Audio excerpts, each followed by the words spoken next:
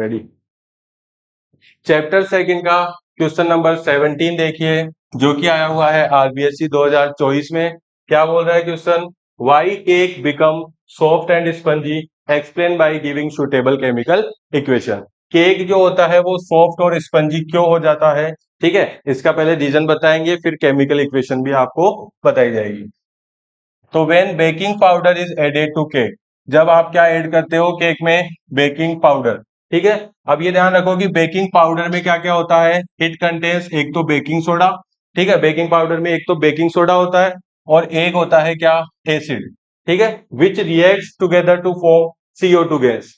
This CO2 escapes in the form of bubbles and it forms air pockets. ये जो CO2 gas बनती है baking soda और acid की रिएक्शन से, जो CO2 गैस बनती है वो बबल्स के रूप में बाहर निकलती है और क्या बनाती है भाई?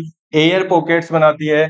That's why cake become soft and spongy. और एयर के पॉकेट्स बाहर निकलते हैं केक से, इसीलिए क्या हो जाता है? ये स्पंजी हो जाता है। तो देखो NaSCO3 और एसिड, NaSCO3 और एसिड। एसिड कौन सा होता है सर? ये भी पूछा जाता है क्वेश्चन आपसे कि बेकिंग जो पाउडर होता है, बेकिंग पाउडर मिक्सचर होता है किसका? बेकिंग सोडा और एक कोई ईटेबल एसिड।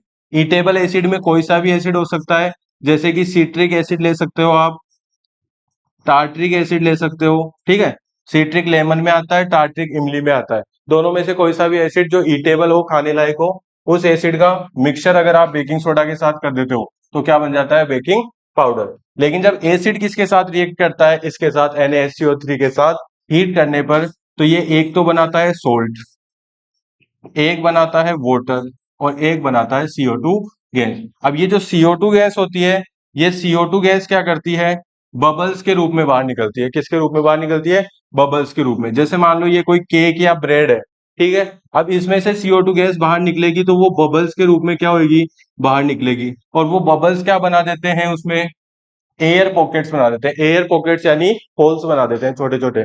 और उन होल्स की वजह से ही क्या हो जाता है? वो जो ब्रेड, केक या इडली होती है वो फूल जाती है और कैसी बन जाती है भाई? सॉफ्ट और स्पंजी।